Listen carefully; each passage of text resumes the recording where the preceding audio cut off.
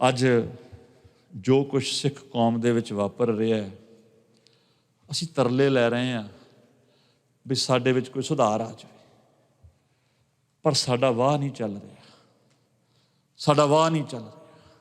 ਵੱਡੇ ਵੱਡੇ ਅਹੁਦਿਆਂ ਤੇ ਬੈਠੇ ਲੋਕ ਅੱਜ ਬੇਈਮਾਨ ਹੋ ਚੁੱਕੇ, ਪੰਥ ਲਈ ਵਿਸ਼ਵਾਸਘਾਤ ਕਰ ਰਹੇ ਹੈ, ਵੱਡੇ ਵੱਡੇ ਅਹੁਦਿਆਂ ਤੇ ਬੈਠੇ। ਇਸ ਮੌਕੇ ਤੇ ਜਦੋਂ ਇਹੋ ਜਿਹੇ ਹਾਲਾਤ ਹੋ ਜਾਣ, ਫਿਰ ਮਨੁੱਖ ਦੀ ਅੰਦਰਲੀ ਦਰਦ ਉਹਨੂੰ ਕਿਵੇਂ ਹਟਾਵੇ, ਉਸ ਪੀੜਾ ਨੂੰ ਉਹ ਕਿਵੇਂ ਸ਼ਾਂਤ ਕਰੇ ਭਲਾ? ਫਿਰ ਇਹੋ ਜਿਹੇ ਕੁਛ ਮੌਕੇ ਬਣਦੇ ਆ ਜਿਨ੍ਹਾਂ ਤੇ ਮਨੁੱਖ ਮਾਤਰ ਆਪਣੀ ਉਸ ਪੀੜਾ ਨੂੰ, ਆਪਣੀ ਉਸ ਦਰਦ ਨੂੰ ਘੱਟ ਕਰਨ ਵਾਸਤੇ ਕੋਈ ਯਤਨ ਕਰ ਸਕਦਾ ਹੈ। ਮੇਰੀ ਮੁਰਾਦ ਉਸ ਸਾਧੂ ਸੂਰਮੇ, ਉਸ ਸੰਤ ਸਿਪਾਹੀ ਵੱਲ ਹੈ ਜਿਨ੍ਹਾਂ ਨੂੰ ਇਸ ਸੰਸਾਰ ਨੇ ਸੰਤ ਗਿਆਨੀ ਕਰਤਾਰ ਸਿੰਘ ਜੀ ਖਾਲਸਾ ਪਿੰਡਰਾਂ ਵਾਲਿਆਂ ਕਰਕੇ ਪਛਾਣਿਆ। ਦਮਦਮੀ ਟਕਸਾਲ ਦੇ 13ਵੇਂ ਮੁਖੀ, ਭਾਦੋਂ ਦੀ ਸੰਗਰਾਂਦ ਲੰਘ ਕੇ ਗਈ ਹੈ, ਮਹਾਂਪੁਰਖਾਂ ਦੀ ਬਰਸੀ ਵਾਲਾ ਦਿਨ ਸੀ। ਮਹਾਂਪੁਰਖਾਂ ਦੀ ਜੀਵਨੀ ਮੈਂ ਦੱਸ ਨਹੀਂ ਸਕਦਾ, ਮੈਂ ਬਿਆਨ ਨਹੀਂ ਕਰ ਸਕਦਾ, ਕਿਉਂਕਿ ਮੇਰਾ ਇਹਨਾਂ ਦੇ ਨਾਲ ਜਿਹੜਾ ਵਾਸਤਾ ਸੱਚੀ ਮੁੱਚੀ ਦਾ ਬਹੁਤ ਛੋਟਾ ਹੈ। ਥੋੜ੍ਹੇ ਜਿਹੇ ਉਦਾਹਰਨ ਤੁਹਾਡੇ ਸਾਹਮਣੇ ਰੱਖਣ ਲੱਗੇ ਹਾਂ। ਧੰਨ ਗੁਰੂ ਗ੍ਰੰਥ ਸਾਹਿਬ ਜੀ ਦਾ ਸਤਿਕਾਰ ਜੇ ਕਿਸੇ ਨੇ ਅਜੋਕੇ ਸਮੇਂ ਵਿੱਚ ਹੋਣਾ ਕਰਨਾ ਸਿੱਖਣਾ ਹੋਵੇ ਤਾਂ ਇਸ ਸ਼ਖਸੀਅਤ ਤੋਂ ਸਿੱਖੇ। ਅੱਜ ਕੱਲ੍ਹ ਦੇ ਚੌਧਰੀ ਲੋਕ, ਸਾਡੇ ਵਰਗੇ, ਮੇਰੇ ਵਰਗੇ, ਜੇ ਅਸੀਂ ਸਿੱਖ ਪੰਥ ਦੀ ਸੇਵਾ ਕਰਨੀ ਸਿੱਖਣੀ ਹੋਵੇ, ਉਹ ਇਹਨਾਂ ਪਾਸੋਂ ਸਿੱਖੇ। ਅੱਜ ਕੱਲ੍ਹ ਦੇ ਗੁਣੀ ਗਿਆਨੀ ਪ੍ਰਚਾਰਕਾਂ ਨੇ ਜੇ ਪੰਥ ਦੀ ਸੇਵਾ ਕਰਨ ਵਾਸਤੇ ਪ੍ਰਚਾਰ ਕਰਨ ਤੋਂ ਉਹਦੀ ਕੋਈ ਸਿੱਖਿਆ ਲੈਣੀ ਹੋਵੇ, ਕੋਈ ਸੇਧ ਲੈਣੀ ਹੋਵੇ, ਉਹ ਇਹਨਾਂ ਤੋਂ ਸਿੱਖੇ, ਉਹ ਇਹਨਾਂ ਤੋਂ ਸਿੱਖੇ। ਲੁਧਿਆਣੇ ਕਿਤੇ ਫਾਊਂਡੇਸ਼ਨ ਸਟੋਨ ਲੇ ਕਰਨਾ ਹੈ, ਇਨੋਗ੍ਰੇਸ਼ਨ ਹੋਣੀ ਹੈ। ਸੰਤ ਗਿਆਨੀ ਕਰਤਾਰ ਸਿੰਘ ਜੀ ਨੂੰ ਚੀਫ ਗੈਸਟ ਕਰਕੇ ਇਨਵਾਈਟ ਕੀਤਾ ਗਿਆ। ਜਦੋਂ ਉੱਥੇ ਪਹੁੰਚੇ, ਕਿਸੇ ਨੇ ਦੱਸਿਆ, ਉੱਧਰ ਮੇਰੇ ਵਰਗੇ ਬੈਠੇ ਸੀ ਸਟੇਜ ਦੇ ਪਿੱਛੇ, ਉੱਥੇ ਪਹੁੰਚੇ ਤਾਂ ਉਹਨਾਂ ਨੂੰ ਦੱਸਿਆ ਵੀ ਸੰਤ ਆ ਗਏ।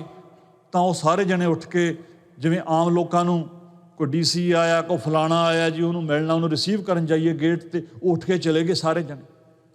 ਸੰਤਾਂ ਨੇ ਦੇਖਿਆ ਵੀ ਇਹ ਕਿਉਂ ਤੁਰੇ ਆਉਂਦੇ ਇੰਨੇ ਸਾਰੇ ਲੋਕ ਮੇਰੇ ਵੱਲ ਨੂੰ, ਅੰਦਰ ਦੀਵਾਨ ਸਜਿਆ ਗੁਰੂ ਗ੍ਰੰਥ ਸਾਹਿਬ ਜੀ ਦਾ। ਸੰਤ ਪਿੱਛੇ ਮੁੜ ਗਏ, ਸੰਤ ਪਿੱਛੇ ਮੁੜ ਗਏ। ਉਹਨਾਂ ਨੇ ਜਾ ਕੇ ਪੁੱਛਿਆ ਵੀ ਕੀ ਗੱਲ ਹੈ? ਉਹ ਕਹਿੰਦੇ ਤੁਹਾਨੂੰ ਧਿਆਨ ਨਹੀਂ ਆਇਆ ਬਈ ਗੁਰੂ ਸਾਹਿਬ ਜੀ ਦਾ ਦਰਬਾਰ ਸਜਿਆ ਤੇ ਤੁਸੀਂ ਮੈਨੂੰ ਰਿਸੀਵ ਕਰਨ ਵਾਸਤੇ ਬਾਹਰ ਆ ਰਹੇ ਹੋ। ਤੁਸੀਂ ਜ਼ਿੰਮੇਵਾਰ ਲੋਕ ਹੋ, ਤੁਸੀਂ ਪ੍ਰਬੰਧਕ ਹੋ, ਤੁਸੀਂ ਸੰਗਤ ਨੂੰ ਸੇਧ ਕੀ ਦੇ ਰਹੇ ਹੋ? ਮੈਂ ਨਹੀਂ ਆਉਣਾ ਇੱਥੇ।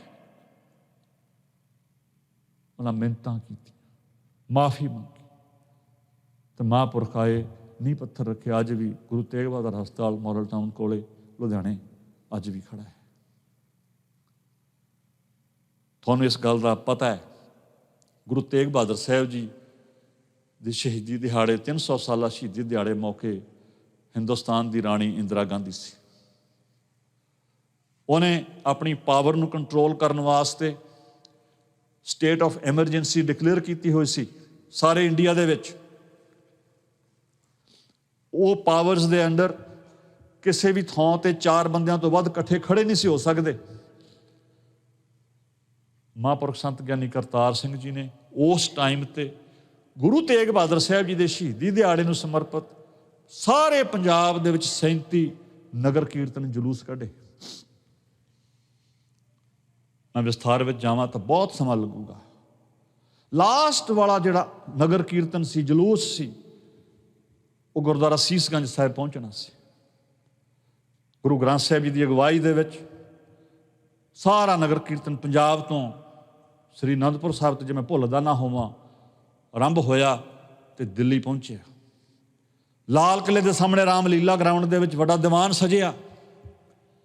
ਉੱਥੇ ਆ ਕੇ ਵੱਡੇ ਵੱਡੇ ਆਗੂਆਂ ਨੇ, ਨੀਲੀਆਂ ਨੀਲੀਆਂ ਦਸਤਾਰਾਂ ਵਾਲਿਆਂ ਨੇ ਬਹੁਤ ਕੁਛ ਕਿਹਾ।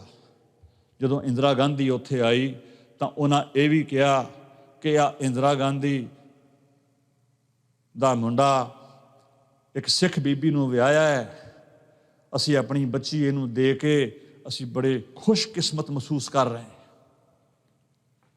ਬਈ ਇੰਦਰਾ ਗਾਂਧੀ ਨੇ ਸਾਡੀ ਬੱਚੀ ਨੂੰ ਆਪਣਾ ਨੂੰਹ ਬਣਾਇਆ। ਜਦੋਂ ਇੰਦਰਾ ਗਾਂਧੀ ਦੀਵਾਨ ਵਿੱਚ ਵੜੀ, ਉਦੋਂ ਇਹ ਸਾਰੇ ਚੌਧਰੀ ਪਤਵੰਤੇ ਖੜੇ ਹੋ ਗਏ, ਸੰਗਤ ਵੀ ਖੜੀ ਹੋ ਗਈ, ਸੰਤ ਨਹੀਂ ਖੜੇ ਹੋਏ, ਸੰਤ ਨਹੀਂ ਖੜੇ ਹੋਏ।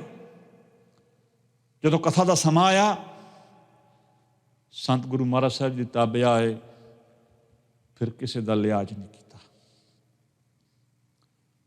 ਤੇ ਮਹਾਂਪੁਰਖਾਂ ਨੇ ਇੰਦਰਾ ਗਾਂਧੀ ਦੇ ਮੂੰਹ ਤੇ ਇਹ ਗੱਲ ਕਹੀ, ਉੱਥੇ ਬੈਠੀ ਸੀ, ਮੂੰਹ ਤੇ ਇਹ ਗੱਲ ਕਹੀ ਕਿ ਇੰਦਰਾ ਗਾਂਧੀ ਗੁਰੂ ਤੇਗ ਬਹਾਦਰ ਸਾਹਿਬ, ਧੰਨ ਗੁਰੂ ਗ੍ਰੰਥ ਸਾਹਿਬ ਜੀ ਦੇ ਦੀਵਾਨ ਵਿੱਚ ਆ ਕੇ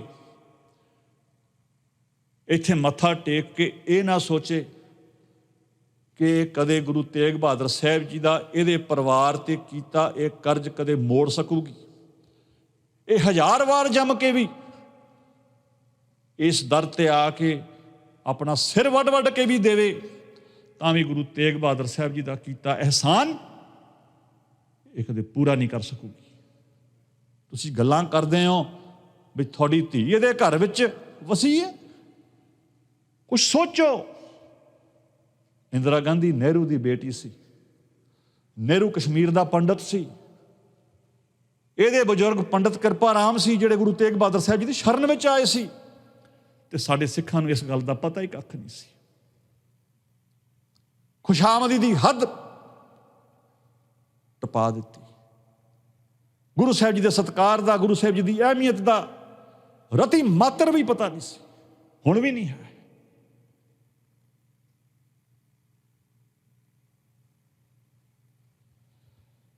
ਹਾਰ ਕੇ 3 ਅਗਸਤ 1977 ਆ ਗਿਆ। ਇਹਨਾਂ ਧੁਆਂਧਾਰ ਪ੍ਰਚਾਰ ਹੋਇਆ। ਅੱਜ ਵੀ ਸਿੱਖ ਉਹਨਾਂ ਦਿਨਾਂ ਨੂੰ ਜਦੋਂ ਯਾਦ ਕਰਦੇ ਆ ਤੇ ਉਹਨਾਂ ਦੇ ਹਿਰਦਿਆਂ ਦੇ ਵਿੱਚ ਠੰਡ ਪੈ ਜਾਂਦੀ। ਕਾਸ਼ ਉਹ ਦਿਨ ਮੁੜ ਕੇ ਆ ਜਾਣ ਕਿ ਲੋਕ ਕਾਮਰੇਡ ਬਣ ਰਹੇ ਸੀ, ਲੋਕ ਸਿੱਖੀ ਛੱਡ ਰਹੇ ਸੀ ਤੇ ਹਜ਼ਾਰਾਂ ਹਜ਼ਾਰਾਂ ਦੇ ਇਕੱਠ ਦੇ ਵਿੱਚ ਅੰਮ੍ਰਿਤ ਸੰਚਾਰ ਹੋਣ ਲੱਗ ਪਏ। 3 ਅਗਸਤ ਆ ਗਿਆ 1977। ਜੱਥਾ ਸਿੰਘ ਸਾਰੇ ਮਹਾਂਪੁਰਖਾਂ ਦੇ ਨਾਲ ਮਲਸੀਆਂ, ਨਕੋਦਰ ਤੋਂ 15 ਕੁ ਮੀਲ ਦੀ ਵਿੱਥ ਤੇ ਉੱਥੇ ਆਇਆ ਹੋਇਆ ਸੀ।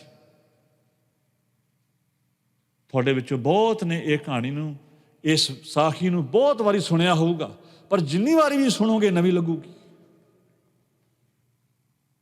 ਤਾਂ ਮੈਂ ਕਿਸੇ ਗੁਰਮੁਖ ਨਾਲ ਗੱਲ ਕਰਦਾ ਸੀ, ਅਖੀਰਲਾ ਦੀਵਾਨ ਸੀ ਮਲਸੀਆਂ ਦਾ, ਸੋਲਨ ਨੂੰ ਜਾਣਾ ਸੀ ਜੱਥੇ ਨੂੰ, ਸੋਲਨ ਹਿਮਾਚਲ।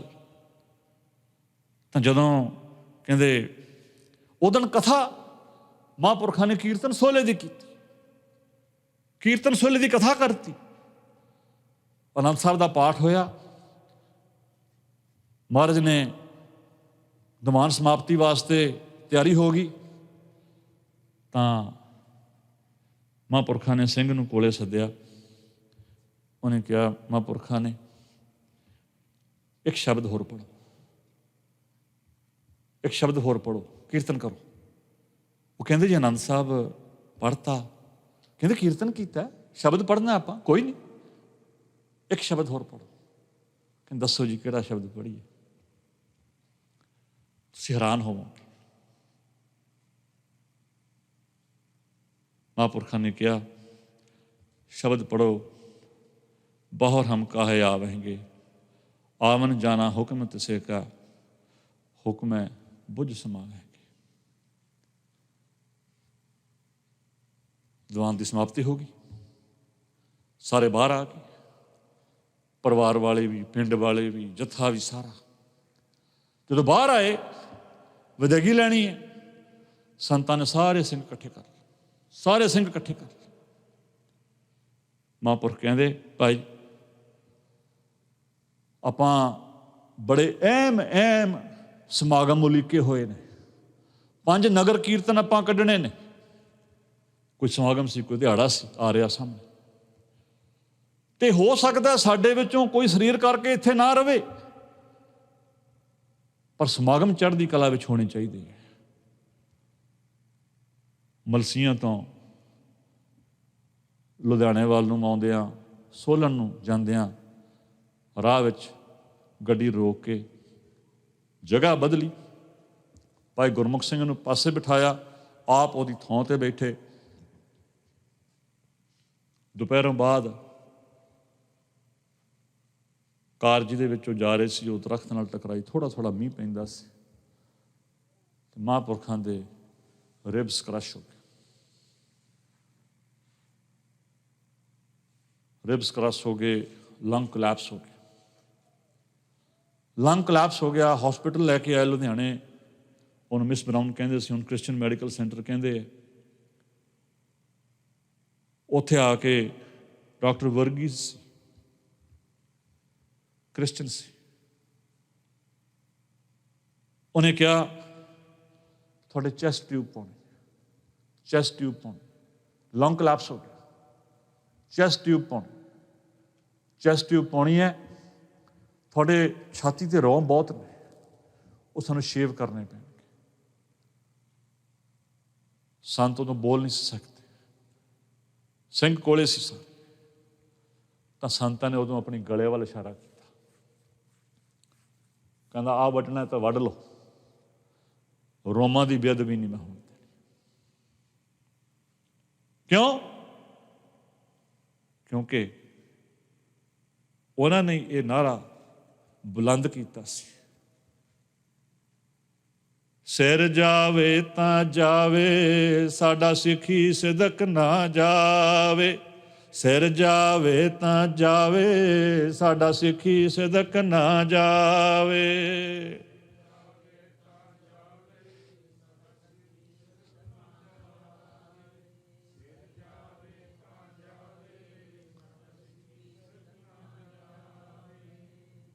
ਇਹਨੂੰ ਕਹਿੰਦੇ ਨੇ ਸੂਰਮਾ, ਇਹਨੂੰ ਕਹਿੰਦੇ ਨੇ ਸੰਤ ਸਿਪਾਹੀ, ਜੋ ਅੱਜ ਜੋ ਸ਼ਖਸੀਅਤਾਂ ਇਹਨਾਂ ਅਹੁਦਿਆਂ 'ਤੇ ਬੈਠੀਆਂ ਨੇ, ਉਹਨਾਂ ਨੂੰ ਇਹਨਾਂ ਤੋਂ ਸੇਧ ਲੈਣ ਦੀ ਲੋੜ ਹੈ। ਮੈਂ ਨਹੀਂ ਕਹਿ ਰਿਹਾ ਉਹ ਕੁਛ ਗਲਤ ਕਰ ਰਹੇ ਆ ਕਿ ਠੀਕ ਕਰ ਰਹੇ, ਮੈਂ ਸਿਰਫ ਇਹ ਕਹਿ ਰਿਹਾ, ਜੇ ਸਿੱਖੀ ਦੇ ਵਿੱਚ, ਸਿੱਖੀ ਦੇ ਪ੍ਰਚਾਰ ਵਾਸਤੇ, ਸਿੱਖੀ ਦੀ ਸੇਵਾ ਵਾਸਤੇ ਜੇ ਕਿਸੇ ਕੁਛ ਕੀਤਾ, ਅਜੋਕੇ ਸਮੇਂ ਦੇ ਵਿੱਚ ਉਹ ਸੰਤ ਗਿਆਨੀ ਕਰਤਾਰ ਸਿੰਘ ਜੀ ਖਾਲਸਾ ਭਿੰਡਰਾਂ ਵਾਲਿਆਂ, ਤਿੰਨਾਂ ਦੇ ਜੀਵਨ 'ਚੋਂ ਸੇਧ ਲੈਣ ਦੀ ਕੋਸ਼ਿਸ਼ ਕਰੇ। ਮੈਂ ਬਹੁਤ ਭਾਗਾਂ ਵਾਲਾ ਆਪਣੇ ਆਪ ਨੂੰ ਸਮਝਦਾ। ਥੋੜ੍ਹਾ ਮੇਰਾ ਖਿਆਲ ਨਵੰਬਰ ਦਾ ਮਹੀਨਾ ਸੀ, ਮੈਂ ਆਪਣੀ ਨਿੱਜੀ ਗੱਲ ਦੱਸਣ ਲੱਗਿਆ। ਨਵੰਬਰ ਦਾ ਮਹੀਨਾ ਸੀ, ਕਣਕ ਕੋਈ ਮੇਰਾ ਖਿਆਲ ਆ ਗਿੱਠ ਇੰਨੀ ਖੜੀ ਸੀ ਖੇਤਾਂ ਦੇ ਵਿੱਚ। ਮਹਾਂਪੁਰਖਾਂ ਦਾ ਮੈਂ ਅਜੇ ਕਦੇ ਦਰਸ਼ਨ ਨਹੀਂ ਸੀ ਕੀਤੇ। ਅਸੀਂ ਬੱਚੇ ਸੀ, 12-13 ਸਾਲ ਦੀ ਮੇਰੀ ਉਮਰ ਹੋਊਗੀ। ਸਮਾਗਮ ਸਾਡੇ ਨਾਨਕੇ ਪਿੰਡ ਮਹਾਂਪੁਰਖਾਂ ਦਾ ਜਥੇ ਦਾ ਟਕਸਾਲ ਦਾ ਹਫ਼ਤਾ ਦਾ ਉਹ ਸਮਾਗਮ ਸੀ, ਉੱਥੇ ਉਲੀਕਿਆ ਗਿਆ, ਪਤਾ ਨਹੀਂ 3 ਦਿਨ ਦਾ ਸੀਗਾ। ਉਸ ਮੌਕੇ 'ਤੇ ਲੌਂਗ ਸਟੋਰੀ ਸ਼ੋਰਟ, ਮੇਰੀ ਡਿਊਟੀ ਲੱਗੀ ਸਾਈਕਲ ਸਟੈਂਡ 'ਤੇ ਜੋੜੇ ਘਰ ਦੇ ਵਿੱਚ। ਕਣਕ ਦੇ ਖੇਤ ਦੇ ਵਿੱਚ ਅਸੀਂ ਉਹ ਡੰਡੇ ਗੱਡੇ, ਉਸ ਰੱਸੀ ਬੰਨ੍ਹੀ, ਬਾਣ ਦੀ ਰੱਸੀ ਸੀ, ਜਿਵੇਂ ਪੁਰਾਣੇ ਸਿੱਖ ਸਾਡੇ ਜਾਣਦੇ ਆ, ਭਰਾ ਭੈਣਾਂ ਸਾਈਕਲ 'ਤੇ ਸਿੱਖ ਆਉਂਦੇ ਸੀ, ਆਪਣਾ ਸਾਈਕਲ ਖੜਾ ਕਰਦੇ ਸੀ, ਉਹਦੀ ਬ੍ਰੇਕ ਦੱਬ ਕੇ ਉਹਦੇ 'ਚ ਟੋਕਨ ਪਾਉਂਦੇ ਸੀ, ਫਿਰ ਉਹ ਟੋਕਨ ਉੱਥੇ ਇੱਕ ਦਿੰਦੇ ਸੀ, ਉਹ ਜੋੜਾ ਆਉਂਦਾ ਸੀ, ਜੋੜਾ ਦੇ ਕੇ ਲੈ ਕੇ ਫਿਰ ਟੋਕਨ ਲੈਂਦੀ ਸੀ ਸੰਗਤ। ਉਹ ਉੱਥੇ ਮੇਰੀ ਜ਼ਿੰਮੇਵਾਰੀ ਬਣੀ। 3 ਵਜੇ ਦਾ ਟਾਈਮ ਸੀ, ਬੱਦਲ ਹੋਏ ਸੀ, ਵਿੱਚੋਂ ਸੂਰਜ ਵਿੱਚੋਂ ਉਹਦੀ ਲੋ ਆ ਰਹੀ ਸੀ। ਤਾਂ ਮੂਹਰਿਓਂ ਮੈਂ ਦੇਖਦਾ ਕੋਈ 10 ਕੁ ਸਿੰਘਾਂ ਦਾ ਇੱਕ ਜਥਾ ਇੱਕ ਤੁਰਿਆ ਆ ਰਿਹਾ। ਉਹਦੇ ਵਿੱਚ ਇੱਕ ਨੀਲੀ ਦਸਤਾਰ ਵਾਲਾ, ਚਿੱਟੇ ਚੋਲੇ ਵਾਲਾ ਤੇ ਇੱਕ ਤੀਰ ਹੱਥ 'ਚ ਫੜਿਆ। ਇੱਕ ਕੋਈ ਬਹੁਤਾ ਹੀ ਆਕਰਸ਼ਿਤ ਕਰਨ ਵਾਲੀ ਇੱਕ ਸ਼ਖਸੀਅਤ ਤੁਰੀ ਆ ਰਹੀ। ਮੈਂ ਖੜਾ ਸੀ, ਖੱਬੇ ਸੱਜੇ ਉਧਰ ਪਾਸੇ ਅਸੀਂ 10-15 ਨੌਜਵਾਨ ਸਿੱਖ ਬੱਚੀ ਉੱਥੇ ਸੀ, ਖੜੇ ਸੀ ਸਿੰਘ। ਮੈਂ ਉੱਥੇ ਖੜਿਆ, ਮੈਂ ਵਿਸ਼ ਕੀਤਾ, ਮੈਨੂੰ ਬਹੁਤ ਜ਼ਿਆਦਾ ਮੈਨੂੰ ਖਿੱਚ ਹੋਈ। ਮੈਂ ਕਿਹਾ ਕਿੰਨਾ ਚੰਗਾ ਹੋਵੇ ਜੇ ਇਹ ਮੇਰੇ ਕੋਲੇ ਆ ਕੇ ਜੋੜਾ ਲਾਉਣ, ਤਾਂ ਤੁਸੀਂ ਹੈਰਾਨ ਨਾ ਹੋਇਓ, ਉਹਨੇ ਮੇਰੀ ਬੁੱਝ ਲਈ। ਮੇਰੇ ਸਾਹਮਣੇ ਆ ਕੇ ਉਹਨਾਂ ਜੋੜਾ ਲਾਇਆ, ਮੇਰੇ ਵੱਲ ਦੇਖਿਆ ਉੱਪਰੋਂ ਤੋਂ ਲੈ ਕੇ ਥੱਲੇ ਤੱਕ। ਮੈਂ ਮੋਜਾ ਉਹਨਾਂ ਦਾ ਚੱਕਿਆ। ਮੈਂ ਇਨੋਸੈਂਟ ਸੀ, ਮੈਂ ਬੱਚਾ ਸੀ, ਮੈਂ ਉਹਨਾਂ ਨੂੰ ਟੋਕਨ ਫੜਾਇਆ। ਉਹਨਾਂ ਨੇ ਟੋਕਨ ਥੋੜ੍ਹੀ ਲੈਣਾ ਸੀ।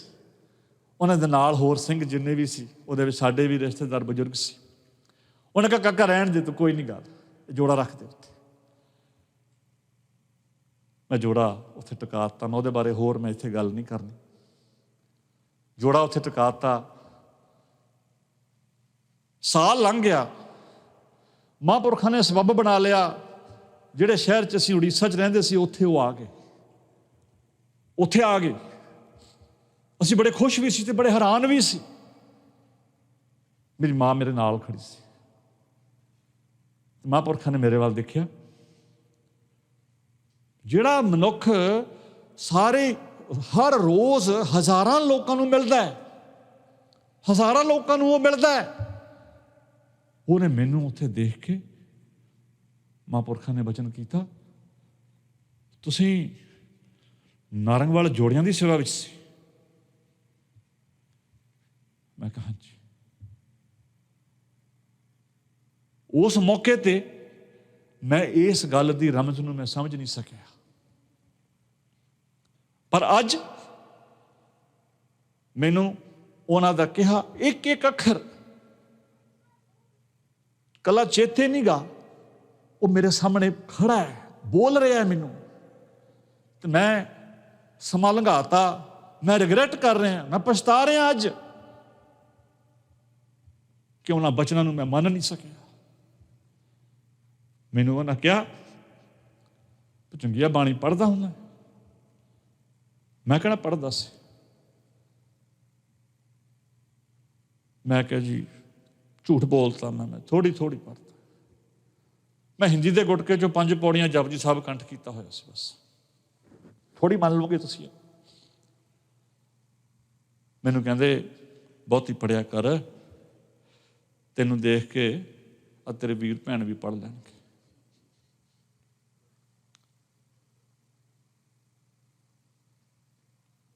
ਇਹ ਸੁਨੇਹਾ ਤੁਹਾਡੇ ਲਈ ਵੀ ਹੈ ਕਿ ਜੇ ਕਿਸੇ ਚੀਜ਼ ਨੇ ਸਾਨੂੰ ਅਲਾਈਵ ਰੱਖਣਾ ਹੈ ਜਾਂ ਸਾਡੇ ਵਿੱਚ ਸਿੱਖੀ ਨੂੰ ਜਾਗਦਾ ਰੱਖਣਾ ਹੈ, ਉਹ ਬਾਣੀ ਹੈ। ਉਹ ਬਾਣੀ ਹੈ। ਅੱਜ ਜੇ ਤੁਸੀਂ ਸਮਾਂ ਗਵਾਤਾ, ਇਹ ਮੁੜ ਕੇ ਤੁਹਾਡੇ ਹੱਥ ਨਹੀਂ ਜੇ ਆਉਣਾ। ਉਹਨਾਂ ਮਹਾਂਪੁਰਖਾਂ ਨੇ ਆਪਣੀ ਜ਼ਿੰਦਗੀ ਦੇ ਵਿੱਚ ਇਸ ਨੂੰ ਅਮਲ ਵਿੱਚ ਲਿਆ ਕੇ ਸਿੱਧ ਕਰ ਦਿੱਤਾ। ਅਸੀਂ ਇਹਦਾ ਲਾਭ ਲੈਣਾ ਕਿ ਨਹੀਂ ਲੈਣਾ, ਇਹ ਸਾਡੇ ਤੇ ਨਿਰਭਰ ਕਰਦਾ ਹੈ। ਆਪਣੇ ਵੱਡੇ ਵੱਡੇ ਆਗੂਆਂ ਤੋਂ ਕੋਈ ਆਸ ਨਾ ਰੱਖਿਓ। ਮੇਰੇ ਤੋਂ ਕੋਈ ਆਸ ਨਾ ਰੱਖਿਓ।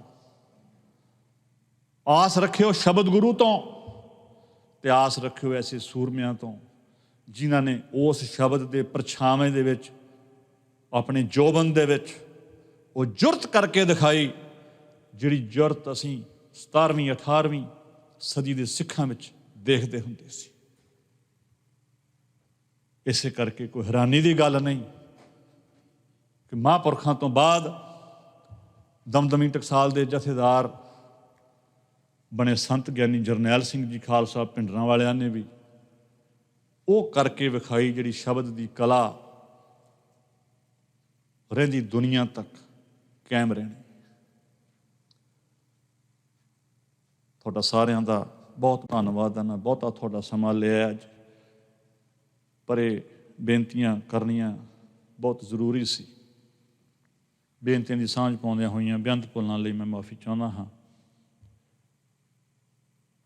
ਫਤਿਹ ਪ੍ਰਵਾਨ ਕਰੋ, ਗੱਜ ਕੇ ਬੁਲਾਓ। ਵਾਹਿਗੁਰੂ ਜੀ ਕਾ ਖਾਲਸਾ, ਵਾਹਿਗੁਰੂ ਜੀ ਕੀ